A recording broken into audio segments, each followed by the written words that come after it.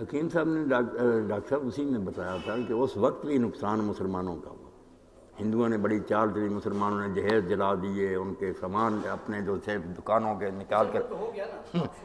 ہندوؤں نہیں جلا، ایسے اشارہ ہے ویسے ساتھ ہی کہ غیر ملکی مال کا بائیکاٹ خود نہیں کیا، ہمارا سب کچھ تباہ کیا، مسلمان غریب ہو گئے. ایک ہجرت کی تحریک شروع ہو گئی کہ ہندوستان کفرستان ہے، یہاں سے کابل چلے جانا چاہیے.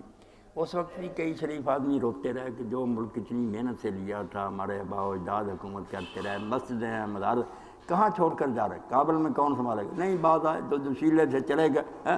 ہندوؤں نے بھی بڑا بھڑکایا گاندھی جی نے کہ ہاں چھوڑو، خود حرامی نہیں گئے. اب مسلمانوں میں سے جو بیچارے گئے نا، کچھ راستے میں مر گئے، وہاں پٹھانوں نے وہ بدسلوکی کی کہ وہ روتے ہوئے کچھ وہیں مرے، کوئی واپس آئے، کچھ نہ رہا، جائیدادیں جاگیریں بھی تباہ ہوئیں. اتنا نقصان پہنچا میں ان تحریکوں سے جس کا اندازہ نہیں کر سکتا. بیوقوف بنا لیتے ہیں ہمیں کہ جوشیلے ہیں، یہ کر دیں. ان باتوں سے کیا بنے، بائی کاٹ کریں، یہ کریں، کچھ نہیں، وہ کسی اور ملک میں بیچ دیں گے.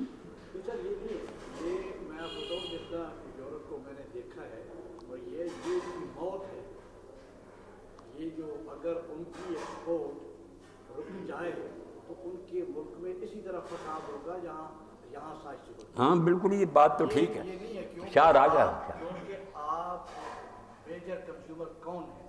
پاکستان نہیں ہے یا مسلمان ہی ہیں. جہاں آئل ہے یا جو پاپولیشن زیادہ سامان وہ تو یہ اگر اس پہ عمل کیا جائے تو وہ یقیناً ان کا نقصان ہوگا، اور یقیناً ان کے ملک میں جو ہے گورنمنٹ کے خلاف تحریک ہو جائے گی. ڈاکٹر صاحب اگر ایسا ہو سکے تو پھر تو کر